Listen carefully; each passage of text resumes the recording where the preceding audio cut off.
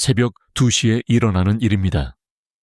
발이 너무 차가워 다리와 완전히 분리된 것 같은 느낌으로 잠에서 깹니다. 무겁고 죽은 듯한 무감각입니다. 발가락 끝에서 느껴지는 날카롭고 찌르는 듯한 따끔거림입니다. 방이 춥다고 생각하며 두꺼운 양모 담요를 덮습니다.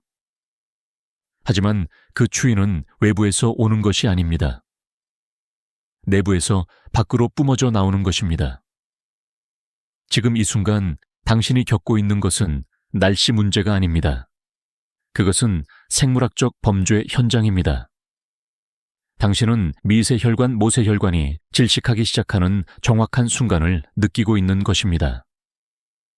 이 모세혈관들은 믿을 수 없을 정도로 연약합니다. 사람의 머리카락 한 가닥 너비에 불과합니다. 지금 당신이 잠을 청하며 누워있는 동안 그것들은 두껍고 끈적끈적한 찌꺼기에 의해 물리적으로 막히고 있습니다. 일종의 생물학적 아스팔트입니다. 의학계에서는 이를 국소허혈, 즉 말초 신경병증의 초기 단계라고 부릅니다. 혈액이 사지 말단에 도달하지 못하는 것입니다. 하지만 특정한 생물학적 오버라이드 방법이 있습니다. 눈을 감기 전에 촉발할 수 있는 정밀한 화학 반응입니다. 생강 뿌리의 활성 진저롤과 카이엔 페퍼의 캡사이신이 가진 순수한 열에너지를 결합함으로써 전신적인 혈관 확장 반응을 강제로 일으킬 수 있습니다. 당신이 자는 동안 질식해가는 이 혈관들을 폭파시켜 여는 미세한 폭발입니다. 이것이 정확히 어떻게 작용하는지 분석해 보아야 합니다. 주된 원흉을 살펴봅시다. 몇 시간 전에 먹은 늦은 저녁 식사입니다. 50세를 넘기면 췌장의 기능이 둔화됩니다. 정확한 양의 인슐린을 분비하는 능력이 저하됩니다. 탄수화물이 많은 식사를 합니다. 소화 시스템은 이를 자유롭게 떠다니는 포도당으로 분해합니다. 하지만 인슐린 반응이 약하기 때문에 그 당분은 에너지를 위해 근육세포로 밀어 넣어지지 못합니다. 혈장 안에 갇히게 됩니다. 혈장은 대부분 물로 이루어져 있습니다. 연소되지 않은 과도한 당분을 그곳에 쏟아부으면 점도가 변합니다. 두껍고 시럽처럼 변합니다. 하지만 진짜 파괴는 당화 글라이케이션이라는 기계적 과정을 통해 시작됩니다. 이것은 추상적인 개념이 아닙니다. 당화는 잔인한 물리적 반응입니다. 자유로운 당 분자들이 결정화되기 시작합니다. 그것들은 단백질 및 지질과 공격적으로 결합하여 내분비학자들이 최종 당화산물, 어드밴스드 글리케이션 앤드 프로덕츠라고 부르는 것으로 변이합니다. 우리는 이를 에이지라고 부릅니다. 에이지를 미세한 깨진 유리 조각이라고 생각해 보십시오. 심장이 이 시럽 같고 당분이 가득한 혈액을 다리 아래로 펌프질할 때 이 뾰족한 에이지스는 연약한 내피세포를 폭력적으로 긁어냅니다. 내피세포는 혈관의 초박형 내부막입니다. 심장이 뛸 때마다 이 유리 같은 구조물들이 모세혈관 벽 깊숙이 박힙니다. 조직을 찢어놓습니다. 거대한 국소염증을 유발합니다. 결국 손상이 너무 심해져 모세혈관 벽이 석회화됩니다. 뻣뻣해집니다. 꽉 막혀버립니다. 통로가 죽은 것입니다. 혈류가 멈춥니다. 그리고 그것이 바로 당신의 발가락이 얼음처럼 느껴지는 정확한 이유입니다. 발의 신경들은 산소와 영양분을 달라고 비명을 지르고 있지만 공급선은 시멘트로 막혀버렸습니다. 당신은 현재의 루틴이 이 문제를 해결하고 있다고 생각할지도 모릅니다. 수백만 명의 사람들이 기적을 기대하며 잠자리에 들기 전에 사과 식초 한 잔을 삼키거나 녹차를 마십니다. 여기서 잔인할 정도로 객관적으로 생각해 봅시다. 식초의 아세트산과 녹차의 EGC, 지는 위장 내에서 탄수화물 소화 효소를 억제하는 데 환상적입니다. 초기 혈당 스파이크를 늦춰줍니다. 하지만 에이지스가 이미 말초 모세혈관에 박혀버린 후에는 완전히 그리고 철저하게 무용지물입니다. 식초는 발가락에 있는 석회화된 생물학적 유리를 녹일 수 없습니다. 식이요법만으로는 구조적인 혈관 손상을 되돌릴 수 없습니다. 한 달 동안 탄수화물을 굶을 수는 있지만 발의 미세한 파이프가 이미 뻣뻣해지고 막혀 있다면 무감각은 지속될 것입니다. 이러한 국소적 막힘이 지속적으로 축적되면 훨씬 더 끔찍한 결과로 이어집니다. 신경괴사입니다. 지속적인 혈류가 없으면 말초신경을 둘러싸고 있는 보호용 미엘린 수초가 물리적으로 썩어 없어지기 시작합니다. 미엘린이 사라지면 신경은 죽습니다. 이것은 돌이킬 수 없는 한계점입니다. 아무리 걷고 온열 패드를 사용하고 마사지를 해도 죽은 신경을 다시 살릴 수는 없습니다. 우리는 위장의 소화 속도를 우회하여 혈관의 역학을 직접 조작해야 합니다. 내부에서부터 뻣뻣한 모세혈관을 물리적으로 비집고 열어야 합니다. 이것이 우리의 생물학적 오버라이드 프로토콜의 첫 번째 단계로 이어집니다. 바로 진저롤 화합물입니다. 진저롤 화합물. 하지만 이 화합물을 투입하기 전에 현재 피부 아래에서 전개되고 있는 조직괴사의 정확한 타임라인을 관찰해야 합니다. 의학문헌에서는 이 과정을 왈러 변성왈러리안 디제너레이션이라고 부릅니다. 모세혈관이 결정화된 당분에 의해 완전히 막히면 그것이 지탱하는 신경섬유는 갑작스럽게 산소 부족에 시달리게 됩니다. 이 심각한 허혈 상태가 발생한 지 불과 48시간 이내에 축삭 X의 내부 구조가 물리적으로 조각나고 붕괴되기 시작합니다. 전기 신호가 격렬하게 오작동합니다. 이 오작동이 바로 밤에 느끼는 날카롭고 찌르는 듯한 타는 듯한 감각입니다. 이것은 단순한 성가심이 아닙니다. 신경이 질식하면서 합선되는 생리학적 소리입니다. 이 국소적인 혈류가 신속하게 회복되지 않으면 면역체계는 대식세포 마크로파지스를 파견합니다. 이들은 잔해를 청소하도록 설계된 청소부 세포입니다. 대식세포가 현장에 도착하여 죽어가는 신경조직을 물리적으로 먹어 치우기 시작합니다. 그들이 신경을 섭취하고 나면 연결은 영원히 끊어집니다. 당신은 발밑의 바닥을 느끼는 능력을 영구적으로 잃게 될 것입니다. 유리 조각을 밟아도 아무것도 느끼지 못하고 소리 없는 궤양이 생기며 궤절을 초래하게 될 것입니다. 이것은 외과적 절단으로 향하는 조용하고 매우 예측 가능한 경로입니다. 우리는 대식세포가 도착하기 전에 개입해야 합니다. 진저롤은 생강뿌리에서 발견되는 주요 생리활성 물질입니다. 이것은 통증을 가리는 것이 아닙니다. 미세 모세혈관을 감싸고 있는 평활근 조직과 물리적으로 상호작용합니다. 고농도의 진저롤이 혈장에 들어가면 강력한 혈관 확장제로 작용합니다. 수축되고 패닉에 빠진 이 근육 섬유들을 물리적으로 이완시킵니다. 혈관의 뻣뻣한 벽이 강제로 넓어집니다. 하지만 파이프를 넓히는 것은 오버라이드의 첫 번째 단계일 뿐입니다. 여전히 경로를 막고 있는 석회화된 당분의 빽빽한 교통체증이 남아 있습니다. 안에 단단한 마개가 있는 넓어진 파이프는 여전히 혈액순환을 전혀 일으키지 못합니다. 우리는 정수압 하이드로스태틱 프레셔를 도입해야 합니다. 생물학적 공성추 배터링 램이 필요합니다. 캡사이신이 등장할 차례입니다. 캡사이신은 카이엔 페퍼의 매운맛을 내는 맹렬하고 휘발성 있는 화합물입니다. 캡사이신이 혈류에 도달하면 단순히 몸을 따뜻하게 하는데 그치지 않습니다. 말초 혈역학을 공격적으로 끌어올립니다. 혈관계 내에 갑작스럽고 국소적인 압력 스파이크를 생성합니다. 막힌 주택 배수관 내부에서 고출력 산업용 고압 세척기가 갑자기 작동한다고 상상해 보십시오. 진저롤이 혈관을 넓혔고 이제 캡사이신이 새로 열린 틈을 통해 고속의 혈류를 강제로 밀어냅니다. 이 가압된 혈액에 순수한 운동 에너지가 연약한 내피세포에서 결정화된 에이지스를 물리적으로 벗겨내기 시작합니다. 미세한 설탕 유리를 주변 조직에서 날려버려 신장이 걸러낼 수 있도록 주 정맥 귀환로로 강제로 되돌려 보냅니다. 그러나 많은 환자들이 여기서 위험한 함정에 빠집니다. 그들은 묻습니다.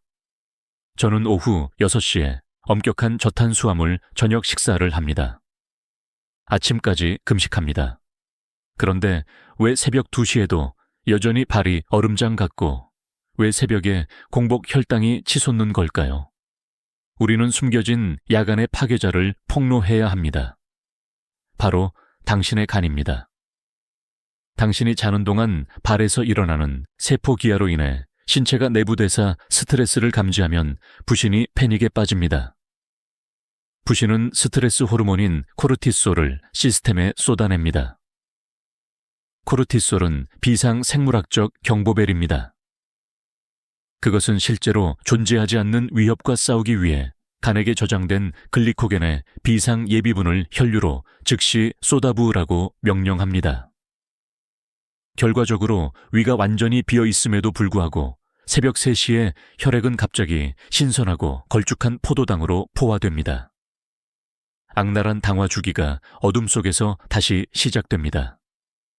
설탕 유리가 다시 형성됩니다. 이것이 바로 카이엔 페퍼의 캡사이신이 합성 약물에 대해 절대적인 우위를 증명하는 부분입니다.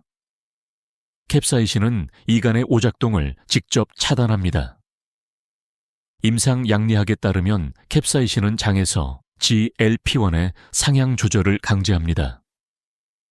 GLP-1은 간의 통제불능인 야간당 생산을 적극적으로 억제하는 매우 특이적인 호르몬입니다.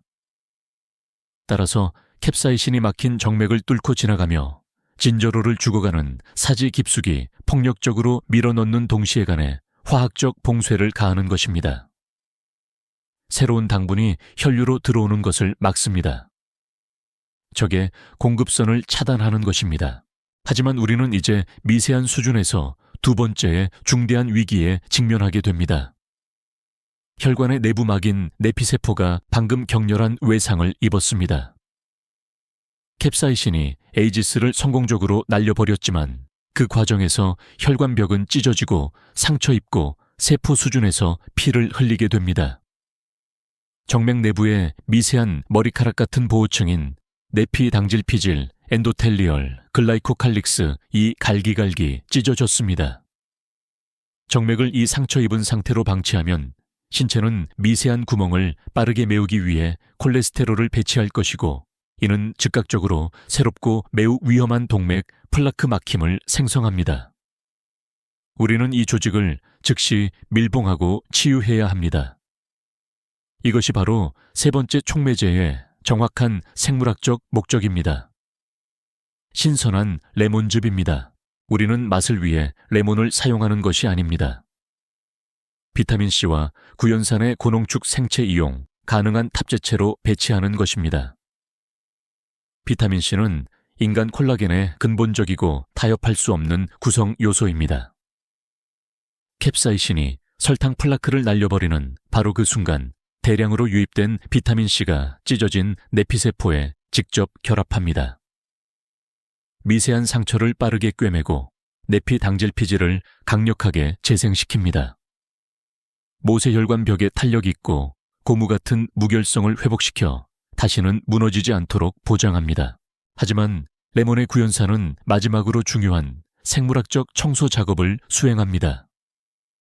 혈류 내에서 대사되면 알칼리 화제로 작용합니다. 장기간의 고혈당으로 인해 혈장이 고도로 산성화되면 적혈구는 서로 뭉치는 경향이 있습니다. 동전 롤처럼 쌓이게 되는데 혈액학에서는 이 현상을 연전형성 루아우 형성이라고 부릅니다. 이러한 뭉침은 캡사이신이 에이지스를 제거한 후에도 혈액이 발에 새로 열린 미세 모세혈관을 통과하는 것을 물리적으로 불가능하게 만듭니다. 구연산은 이 연전 형성을 산산조각냅니다. 적혈구를 분리하여 산소가 풍부한 단일 단위로 흐르도록 보장하며 굶주린 신경말단에 최대 생명 유지 장치를 직접 전달합니다. 우리에게는 확장제가 있습니다. 압력 메커니즘이 있습니다. 조직 밀봉제와 혈액 희석제가 있습니다. 이제 우리는 정확한 생리학적 오버라이드 명령을 공식화해야 합니다. 이 재료들을 무작위로 섞어서는 안 됩니다. 비율은 허혈을 되돌리는 것과 위벽을 태우는 것 사이에 절대적인 차이를 만듭니다. 여기에 정확하고 타협할 수 없는 프로토콜이 있습니다. 엄지손가락 절반 크기의 신선한 생강뿌리가 정확히 필요합니다. 생강가루를 사용하지 마십시오. 상업적인 건조 과정에서 휘발성 진저롤이 증발합니다. 세포벽을 파괴하고 활성 오일을 방출하도록 철저히 으깨십시오. 으깬 생강을 컵에 넣습니다. 다음으로 순수하고 불순물이 섞이지 않은 카이엔 페퍼를 정확히 8분의 1 티스푼 추가합니다. 이 측정량을 초과하지 마십시오. 우리는 전신적인 고통이 아니라 통제된 미세 확장을 목표로 하고 있습니다. 마지막으로 정확히 레몬 반 개 분량의 신선한 즙을 혼합물 위에 짜 놓습니다. 이 활성 화합물 위에 끓지 않은 따뜻한 물 200ml를 붓습니다. 끓는 물은 비타민C를 즉시 변성시킵니다. 침대에 평평하게 눕기 정확히 30분 전에 이 정확한 배합을 마셔야 합니다. 왜 30분일까요? 중력 때문입니다. 당신이 아직 서 있는 동안 심혈관계에 정수압이 캡사이신을 도와 진저롤이 가득한 혈액을 하반신으로 밀어내리는 것을 돕습니다. 당신이 누울 때쯤이면 화합물은 이미 간을 우회하여 말초 혈장으로 들어간 상태입니다. 첫날 밤에 기적을 기대하지 마십시오. 당신은 수십 년간의 생물학적 석회화와 싸우고 있습니다. 하지만 이 프로토콜을 엄격하게 실행한다면 당신이 경험하게 될 정확한 생리학적 순서는 다음과 같습니다. 72시간 무렵 다리에 죽은 듯한 무거운 감각이 변하기 시작할 것입니다. 종아리 깊은 곳에서 희미하고 거의 감지할 수 없는 진동을 느끼게 될 것입니다. 이것은 근육 경련이 아닙니다. 휴면 상태였던 미세 혈관이 마침내 확장되는 기계적인 감각입니다. 7일째가 되면 고통스러운 야간의 따끔거림이 둔해질 것입니다. 그리고 14일째가 되면 뚜렷하고 생물학적인 온기가 발뒤꿈치 바닥에 고이기 시작할 것입니다. 그 온기는 괴사를 몇 주 앞둔 조직에 다시 들어가는 신선하고 산소가 풍부한 혈액입니다. 그러나 저는 가혹하고 타협할 수 없는 진실을 전달해야 합니다. 이 생화학적 개입은 구조작전이지 췌장을 학대해도 된다는 면허증이 아닙니다. 오후 8시에 무겁고 고도로 가공된 탄수화물을 계속해서 폭식한다면 당신은 우리가 뚫으려고 하는 바로 그 파이프 위에 새로운 아스팔트를 깔고 있는 것일 뿐입니다. 당신은 간에게 이길 수 없는 전쟁을 강요하고 있는 것입니다. 심야의 탄수화물 공급선을 끊어야 합니다. 소화 시스템의 전원을 꺼서 생강 캡사이신 레몬이 방해받지 않고 수리를 실행할 수 있도록 하십시오. 의료계는 당신의 발이 서서히 차갑고 검게 변하는 동안 죽어가는 신경의 비명을 가리기 위해 기꺼이 합성 가바펜틴을 처방할 것입니다. 당신은 오늘 밤 그 혈관들을 비집고 열 수 있는 기계적인 지식을 가지고 있습니다. 어느 길을 선택할지는 당신의 주방 조리대 위에 놓여 있습니다. 가시기 전에 저는 이 프로토콜의 효능을 추적해야 합니다. 채널을 구독한 다음 댓글로 내려가 현재 발의 상태와 함께 정확한 아침 공복 혈당 수치를 기록해 주십시오. 우리는 향후 30일 동안 혈관의 변화를 함께 모니터링할 것입니다. 다음 임상 분석에서 뵙겠습니다.